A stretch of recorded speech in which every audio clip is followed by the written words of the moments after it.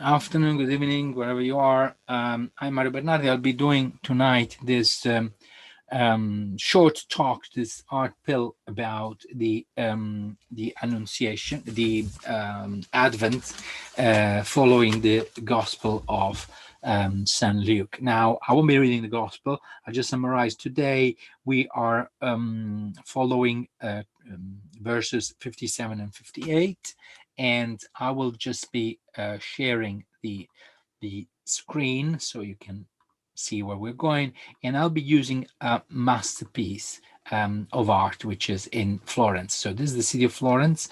Verses 57 58 are about the birth of Saint John the Baptist, so Saint Elizabeth giving birth, and all the people around there seeing that the Lord has shown his grace through her. So we will be going inside Santa Maria Novella, which is the beautiful church in just by the train station. So it's one of the few things that everybody sees, even if they don't want to.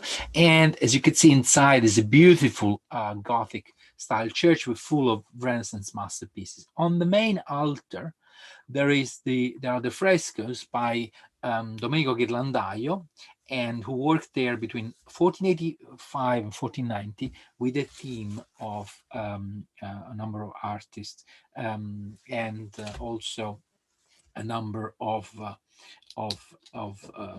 pupils and apprentices, including the young Michelangelo, who was only a teenager then. Let's go inside the chapel. There are the portraits of the Giovanni Tornabuoni and his wife, who paid for the entire chapel to be decorated. On the left, the episodes of the life of Saint Mary, and on the other side, the episode of the life of Saint Joseph. We saw the first episode the other day when there's an annunciation to Zacharias, and on the left there is the visitation of Mary. Up on the right, we will see the birth of Saint John. Now we'll use a detailed picture, and you can see Saint Elizabeth just having given birth. She's there in this kind of sit up, but probably she's still feeling pain, and a servant brings water and wine. I've never seen bringing wine to a freshly from a woman has just given birth. And you can see that the environment is beautiful and is extremely rich with this beautiful decorated room. And then there are the vases, the pomegranate, and a number of women inside. The little St. John, baby St. John, it's been taken care of by yes, two ladies that are there to, of course, breastfeed her and then taking care of him. And in the middle stands this woman staring at us. She's the only one who looks at us. Everybody else is doing something else.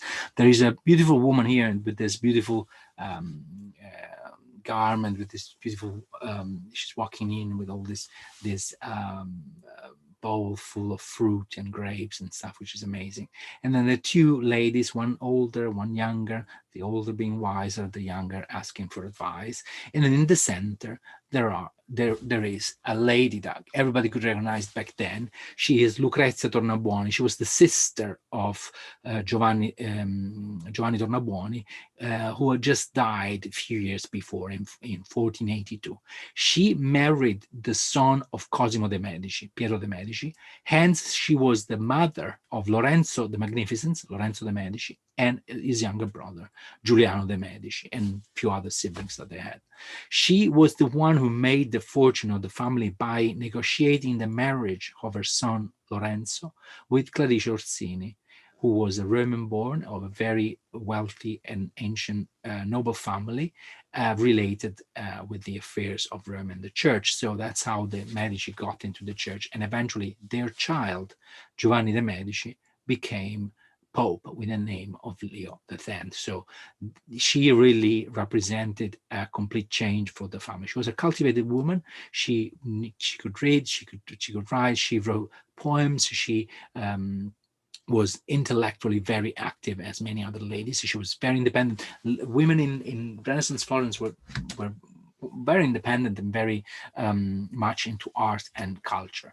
Then the the lady is staring at us, and she is in this important scene. I remind you but that Saint John the Baptist is the patron saint of Florence, and he is the last of the prophets and the first one who foresaw the Messiah, recognized Jesus and acknowledged him being the Son of God. So this being in this scene means that she was the pivotal element in the change of the destiny of Florence and of the Medici family, as she really was.